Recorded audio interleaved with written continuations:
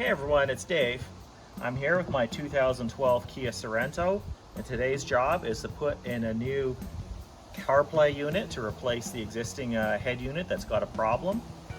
So I'm going to show you how to get that job done. You're watching Dave's Auto DIY.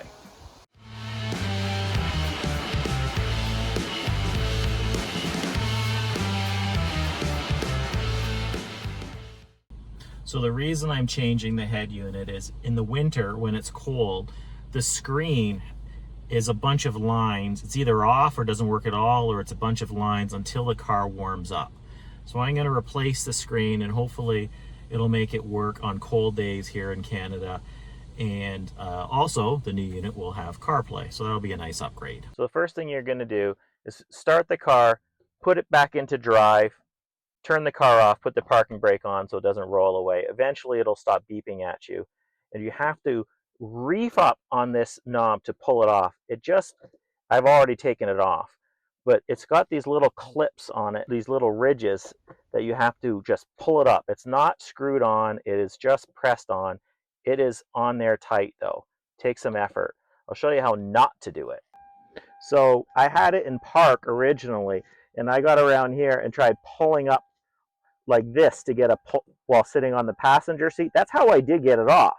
But that's how I also hit my elbow into the windshield, and this is what happened. So don't do it that way. With that knob off, you can sort of pry this center panel off, starting at the back with some plastic clips. There's some of them off. There we go. And then there's some little posts at the front here that attach it to the dash panel. Get them out, and we can set this to the side. There is one little electrical connection in here. We'll pinch that off and remove that. Set that to the side. Now there are two screws hidden in behind this lower power panel on the dash, so you have to pry it out to get access to those screws. There are two little notches in the bottom that you can use to try to help pry it off. I found it to be very stiff. I used those notches. I also used a pry tool to try to work my way around the panel, trying to remove it. It took a lot of persuasion and very gradually, but eventually it came free. Yeah, there we go. Finally got it. And that reveals this little panel here. Sorry, we had the camera off. We thought it was filming, but it wasn't, so I'm a few steps ahead.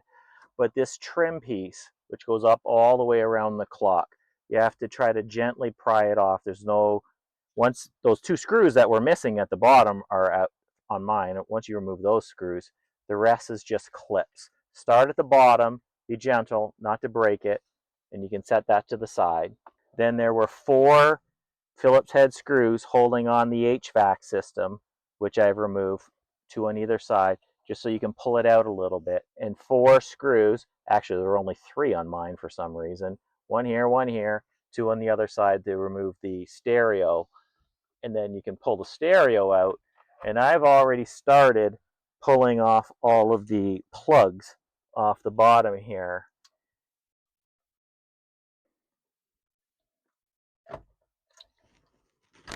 Aha! And the old stereo is out. So again, this is a Sony head unit. It is a Sony XAV AX3250. I can add a link in the description. And I've purchased from Crutchfield, which I'll also add a link in the description, the trim kit, which is this double-din plastic side pieces and trim piece so that it'll slide nicely in. And probably more importantly, the wiring harness. I know everyone will have a different stereo, so I'm not going to show you how I did this, but there was instructions. I had to wire it up to the Sony harness so that I can now, I soldered it up with these little soldering connections, and now I should be able just plug it into the existing clips in the dash and everything should work. It should, anyway. Let's try to figure out which ones go where. Okay, 1, ha ha ha ha. 2. Okay, so that took a lot longer than I thought it was going to. Turns out it was a little trickier to do the wiring. There were 2 wires that confused me. You need to get power for, or you need a reverse input line, and there are 2 green and purple wires, and I had the wrong green and purple wire connected. But eventually I figured it out, and it all works now. Got the old one out. I attached the microphone, just sort of clipped it to the dash panel underneath the steering wheel. I removed the old USB connection that didn't work, sawed off the inside part so that I could get access to the opening. Did a little bit of a hack job there, cutting a bit of a bigger opening, and stuck the new USB through the opening where the old USB was. At least it's in the right place, even if it doesn't look that great. So I'm pretty happy. It works. It looks good. So I hope you learned something. I hope you hit subscribe, and I hope to see you next time on Dave's Auto DIY.